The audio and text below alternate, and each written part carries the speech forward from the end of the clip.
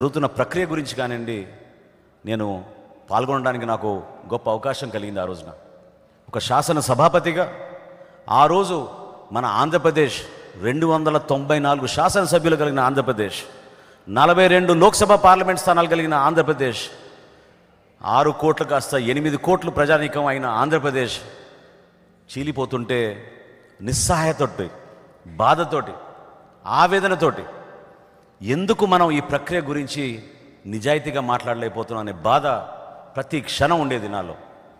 అనేక సందర్భాల్లో వాస్తవంగా నేను కళ్యాణ్ గారు మాట్లాడుకున్న అంశాల్లో ప్రధానమైన అంశం ఇదే. ఎందుకు మన నాయకులు ఆ రోజున మనతో నిలబడలేకపోయారు? ఎందుకు నిలబడలేదు? ఎస్, తెలంగాణ ప్రజలు వాళ్ళ చిరకాలుగా ఆకాంక్ష కోరుకున్నారు. వాళ్ళు అనేక సందర్భాల్లో పోరాడారు.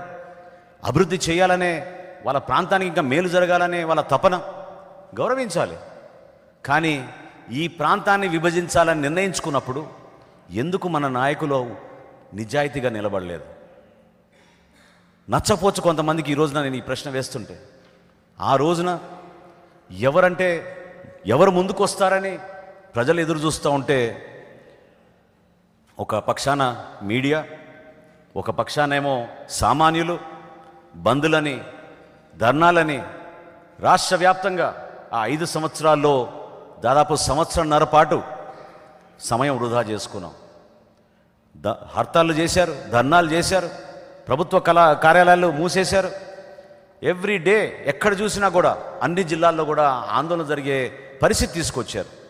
కానీ అంతిమంగా నష్టపోయింది నాయకత్వం కాదు, నష్టపోయింది మన ప్రజలు, సామాన్యులు. వాళ్ళు పడుతున్న ఇబ్బందుల గురించి ఎవరు మాట్లాడలేదు. అసలు రాష్ట్ర విభజన ఎవరి కోసం జరిగింది? ఏ విధంగా జరిగింది?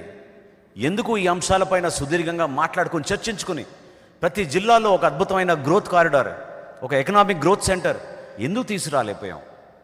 ఏమైపోయింది మన నాయకత్వం? ఆ రోజున అన్ని ఇబ్బందులు పడుతూ కావాలంటే మేము ప్రాణత్యాగాలు చేస్తామని తెలంగాణ ప్రాంతంలో యువత ముందుకొచ్చి అందరికన్నా ముందుగా ఆదర్శవంతంగా నిలబడి వాళ్ళు పోరాటం చేస్తుంటే ఈ ప్రాంతాన్ని నుంచి ఎవరు వచ్చారు ముందుకు? ఒకసారి అర్థం చేసుకోండి. ఎవరు నిలబడ్డారు? ఎందుకు వదిలేశారు మన రాష్ట్రాన్ని? ఎందుకు మన ప్రజల గురించి మాట్లాడలేకపోయారు? ఆ కారణాలన్నీ తలుచుకుంటూ ఉంటే ప్రక్రియ జరిగినప్పుడు చర్చల్లో పాల్గొనే పరిస్థితి కూడా లేదు. చివరి శాసనసభ సమావేశాలు 3 నెలలు జరిపాం. డిసెంబర్, జనవరి, ఫిబ్రవరి 3 నెలల్లో 25 రోజులు సుదీర్ఘంగా శాసనసభ సమావేశాలు జరిగినాయి. 25 రోజులు శాసనసభ సమావేశాలు జరిగినప్పుడు ఎవరు మన ప్రజల కోసం నిలబడ్డారు? ఆ రోజు జరిగింది ఏంటంటే, ఒక పక్క తెలంగాణలో మా రాష్ట్రం మాకు కావాలని తెలంగాణ రాష్ట్ర సమితిలో సంబంధించిన శాసనసభ్యులు రాజీనామాలు చేస్తుంటే, మన ప్రాంతం నుంచి ఎంత దౌర్భాగ్యమో తెలుసుకోండి మీరు. ఈ విషయం ఎందుకు గుర్తు చేస్తున్నా అంటే చాలామంది మర్చిపోయారు. కాంగ్రెస్ పార్టీలో చీలిక తీసుకొచ్చి జగన్మోహన్ రెడ్డి గారు ఆ రోజున 22 శాసనసభ్యులతోటి రాజీనామా చేయించారు. ఒకేసారి కాదు, విడతల వారీగా రాజీనామాలు చేయించారు. దేనికి మీరు విడతల వారీగా రాజీనామాలు చేపిస్తున్నారు? మీ పార్టీలో చేర్చాలనుకుంటే ఆ 25 మందో, 30 మందో, 40 మందో శాసనసభ్యుల్ని మీరు చేర్చుకోవచ్చు. కానీ కుట్రపూరితంగా రాష్ట్రంలో పరిపాలన జరగకూడదని, రాష్ట్ర అభివృద్ధి జరగకూడదని, అలజడి సృష్టించాలని ఈయన ఆ రోజే పునాది వేశారు. ఈయన 22 బై ఎలక్షన్స్ మనం నిర్వహించామంటే మన ప్రాంతంలో 25 బై ఎలక్షన్స్. ఏ విధంగా మన ప్రాంతానికి నష్టం జరిగిందో మీరు అర్థం చేసుకోండి. మోడల్ కోడ్ ఆఫ్ కండక్ట్ ఎలక్షన్ల ముందు దాదాపు 3 నెలలు ఏ కార్యక్రమం జరగదు. ప్రభుత్వం నుంచి ఎవరికి ఎటువంటి సంక్షేమం చేరదు, ఎటువంటి అభివృద్ధి కార్యక్రమాలు జరగవు. వేల కోట్ల రూపాయలు మన ప్రాంతానికి తీసుకురాగలిగే పరిస్థితిలో ఆ రోజునే జగన్మోహన్ రెడ్డి గారు కుట్రపూరితంగా ఈ ప్రాంతంలో కావాలని విడతల వారీగా ఒక శాసనసభ్యుడు చెప్పాడు. నాకు ఆ రోజు నేను ఆశ్చర్యపోయాను. మా అన్న కోరుకునేది ఏంటంటే ప్రతి నెల ఒక ఎలక్షన్ జరగాలని. దేనికోసం ఒక ఎలక్షన్ జరగాలి అంటే, జనరల్ ఎలక్షన్ జరగడానికి ఇంకా 3.5 సంవత్సరాల సమయం ఉంది కాబట్టి ప్రతి నెల ఒక ఎలక్షన్ జరిగితే వైఎస్ఆర్సీపీ పార్టీ ప్రజల గుండెల్లో బతుకుతుంది, మేము రోడ్ల మీద తిరిగి క్యాంపెయిన్ చేసుకోగలుగుతాం అని చెప్పారు. దీనికోసమా మీరు కోరుకుంది ఈ పదవి?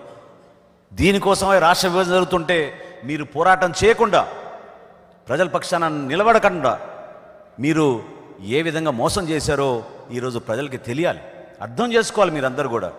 ఎందుకంటే ఎన్నికల్లో ఎవరు గెలుస్తారు ఎవరు ఓడుతారు అనేది అంతిమంగా నిర్ణయించేది మీరు డిసైడ్ చేస్తారు. మీరు ఒక పార్టీని ప్రభుత్వంలో తీసుకురావాలని కోరుకున్నప్పుడు ప్రజలు నిలబడతారు. కానీ ఎలక్షన్ల తర్వాత మాత్రం అదే రీతిలో, అదే హింస ప్రేరేపించే విధంగా, అదే దాష్టికాలతోటి, అదే ఘర్షణలతోటి పరిపాలన చేసుకుంటే ఇంకా ప్రతిపక్షమే ఉండదు. పార్టీలే కాదు, క్షేత్రస్థాయిలో ఎవరు మమ్మల్ని ప్రశ్నించడానుకుని మీరు పరిపాలన చేసుకుంటూ వెళ్తుంటే ఏమైపోతుందో మన రాష్ట్రం మీరు అందరూ అర్థం చేసుకోవాలి. జనసేన పార్టీ నాకు బాగా గుర్తు చేయాలి మీ అందరికీ కూడా. ఎందుకంటే చాలామంది మర్చిపోతూ ఉంటారు. పవన్ కళ్యాణ్ గారు 2 స్థానాల నుంచి పోటీ చేశారు. గాజువాక దాదాపు 3:30-4ంటికే తెలిసిపోయింది మనకి రిజల్ట్. భీమవరం కౌంటింగ్ మాత్రం సుమారు 9:30-10 వరకు 13వ రౌండ్ కౌంటింగ్ జరుగుతూనే ఉంది. ఎక్కడ కూడా ఆయన ఒక్క నిమిషం కూడా అధైర్యపడలేదు, బెసకలేదు, నిలబడ్డారు. చూద్దామన్నారు, రిజల్ట్ ఏమొస్తుందో చూస్తానన్నారు. నాకు బాగా గుర్తు ఆయన అన్న మాట. 12వ రౌండ్లోనో 13వ రౌండ్లోనో ఆయన లీడ్లోకి వచ్చారంటే ఆయన ఒకటే మాట అన్నారు నాతోటి, నేను ఒక్కడనే ఆంధ్రప్రదేశ్ శాసనసభకి వెళ్ళడానికి నాకు ఇష్టం లేదు, మనతో పాటు జనసేన పార్టీకి సంబంధించిన నాయకులు ఉన్న రోజే మన శాసనసభలోకి వెళ్ళాలని ఆయన నిర్ణయించారు.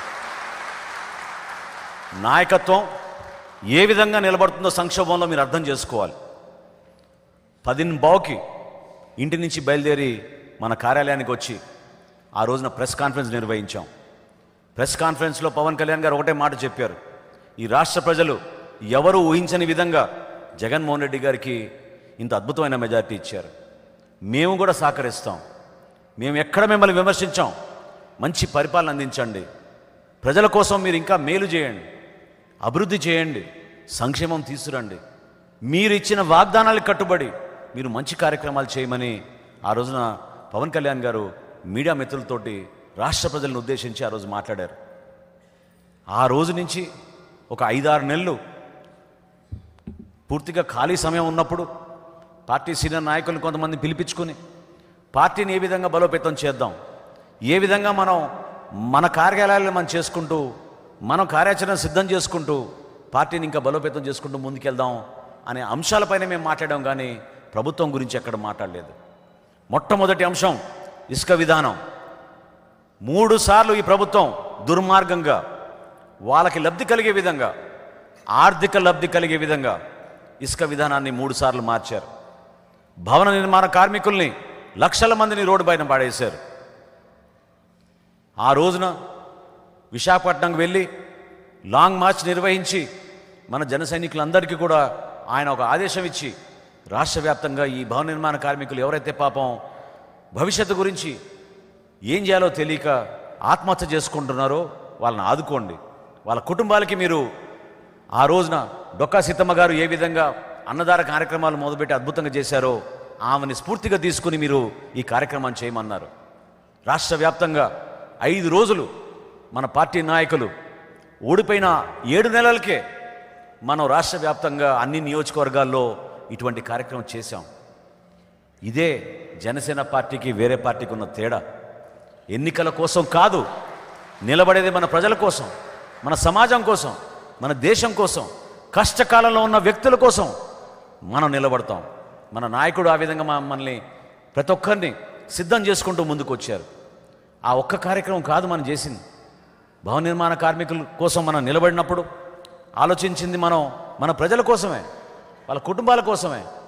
ఏ నాయకుడైనా భారతదేశంలో, బహుశా వేరే దేశాల గురించి నాకు తెలియదు కానీ భారతదేశంలో ఏ నాయకుడైనా కౌలు రైతులు ఆత్మహత్య జరుగుతున్నప్పుడు వాళ్ళ కుటుంబాల కోసం తోడుగా నిలబడ్డాడని నేను అడుగుతున్నాను. ఈ రోజున ఇదే జగన్మోహన్ రెడ్డి గారు బహుశా 1,00,000 కోట్లు ఉన్నాయో, 80,000 కోట్లు ఉన్నాయో, 130 లక్షల కోట్లు ఉన్నాయో, ఎంత ఉన్నాయో మాకు తెలియదు. కానీ మీరు స్వచ్ఛందంగా స్పందించి మీ కుటుంబం నుంచి ఏనాడైనా మీరు ఒక విరాళం ఇచ్చి ఆ కుటుంబాలను ఆదుకున్నారా? రాష్ట్రంలో 3,000 మంది కౌలు రైతులు ఆత్మహత్య చేసుకున్నారనే వివరాలు తెలియగానే అసలు నిజంగా షాక్ అయ్యి పవన్ కళ్యాణ్ గారు ఆ రోజున అందరికన్నా ముందు నేను నిలబడతాను అని సొంత నిధులు 5 కోట్ల రూపాయలు ఆయన పార్టీ కోసం, ప్రజల కోసం ముందుకొచ్చి నిలబడ్డారు. మీలో ఎందుకు లేదు ఈ విధంగా స్పందించే మనస్తత్వం? ఎన్ని ఫ్యాక్టరీలు ఉన్నాయి, ఎన్ని భూములు ఉన్నాయి, ఎన్ని రింగ్ రోడ్లో మీకు భూములు ఉన్నాయి, ఎక్కడెక్కడ మీకు ప్రాపర్టీస్ ఉన్నాయి, వేరే దేశాల్లో ఎక్కడున్నాయో మీకే తెలుసు.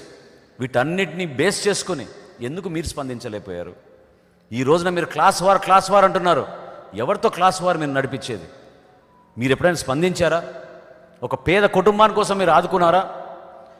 జనవాణి కార్యక్రమం మొదలుపెట్టిన తర్వాత మొట్టమొదటిసారి అప్పుడు ముఖ్యమంత్రి ప్రజల్లోకి వచ్చి ముఖ్యమంత్రి సహాయ నిధి నుంచి ₹1,00,000, 50,000, 90,000 ఎవరైనా ఆరోగ్య సమస్యలు ఉంటే వాళ్ళని ఆదుకోవడం మొదలుపెట్టాడు. అంటే 3.5 సంవత్సరాలు ఆయనకున్న హక్కుని, ఒక ముఖ్యమంత్రిగా ఆయనకున్న అవకాశాన్ని ప్రజల కోసం ఉపయోగించలేదు. పవన్ కళ్యాణ్ గారు జనవాణి కార్యక్రమం మొదలుపెట్టి ప్రజల నుంచి అర్జీలు స్వీకరించి దివ్యాంగులు ఇబ్బందులో ఉంటే, పేద ప్రజలు ఇబ్బందులో ఉంటే, మహిళలు ఇబ్బందులో ఉంటే వాళ్ళని ఆదుకునే విధంగా, ఆర్థికంగా బలం ఇచ్చే విధంగా ఆయన రాష్ట్ర వ్యాప్తంగా కార్యక్రమాలు మొదలుపెట్టారని తెలిసి అప్పటి నుంచి ముఖ్యమంత్రి బయటకు వచ్చి ఆయన సభ దగ్గర కలెక్టర్ గారు తీసుకొచ్చి 4 నిల్చోబెట్టి ఫోటో తీసి ముఖ్యమంత్రి గారి అద్భుతమైన సహాయం ₹1,00,000. ముఖ్యమంత్రి గారు స్పందించిన మనస్తత్వం అసలు ఎవరు కూడా ఊహించలేని విధంగా 50,000. దేనికోసం? వాళ్ళ ఆరోగ్య సమస్యలుంటే వైద్య ఖర్చుల కోసం. దీనికోసమా ముఖ్యమంత్రి స్పందించే రీతి? ఇదేనా మీకు నేర్పించిన సంస్కృతి? ఇదేనా ప్రజలు మీకు అందించిన ఈ బాధ్యతని మీరు ఉపయోగించే విధంగా చేస్తున్నారు? ఆ రోజు నుంచి మనం చేసిన కార్యక్రమాలు మీ అందరికీ తెలుసు. రాష్ట్రంలో రోడ్ల విషయం, అధ్వానంగా రోడ్ల విషయం మారిపోతే ఎవరైనా సరే రోడ్డు పైన వచ్చి ప్రశ్నిస్తే యువత ఆ బురదల్లోనూ ఆ గుంటల్లోనూ పడిపోయి ప్రాణాలు కోల్పోతుంటే 2 వీలర్స్ పైన ఎవరు కూడా ప్రశ్నించకూడదు, ప్రశ్నిస్తే మిమ్మల్ని పోలీస్ స్టేషన్ తీసుకెళ్లి కేసులు పెడతామని బెదిరించారు. అనేక జిల్లాల్లో చూసాం ప్రధానమైన రహదారులు ఏ విధంగా మారిపోయినాయో ఎవరు కూడా ప్రశ్నించలేదు. కానీ జనసేన పార్టీ ఆ రోజు రోడ్ల గురించి రాష్ట్ర వ్యాప్తంగా ఏనాడు ఏ పార్టీ చేయని విధంగా మనం సోషల్ మీడియాలో అద్భుతమైన ప్రచార కార్యక్రమం చేసి దేశ ప్రజలకు అర్థమయ్యే విధంగా మనం ప్రజల్లోకి వెళ్ళాం.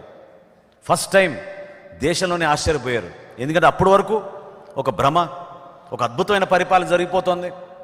ఎవరు చేయని విధంగా ఈ యువకుడు ముఖ్యమంత్రిగా ప్రమాణ స్వీకారం చేసిన తర్వాత ఏ రాష్ట్రం కూడా అందుకోలేదు, అంత విధంగా అభివృద్ధి జరిగిపోతుందని పదే ప్రగల్భాలు వీళ్ళు పలుకుతూ ప్రజల్ని మోసం చేశారు. వాస్తవాలు మీరు చూశారు. రోడ్ల ప్రక్రియ కానివ్వండి, తుఫాను వచ్చినప్పుడు పవన్ కళ్యాణ్ గారు వెళ్ళి రైతు కుటుంబాలకి మీరు ఆదుకోండి, ₹25,000 ప్రతి రైతు కుటుంబానికి ఇవ్వనని మనం దీక్ష చేస్తే ఆ రోజు కూడా అవమానపరిచారు మనం. కానీ మీరేమైనా చేశారా? రైతు భరోసా కేంద్రాలు 6,300 కోట్ల రూపాయలతోటి కట్టి పూర్తిగా వాటిని అవినీతిమయంగా చేశారు తప్ప రైతును మాత్రం ఎక్కడ ఆదుకోలేదు.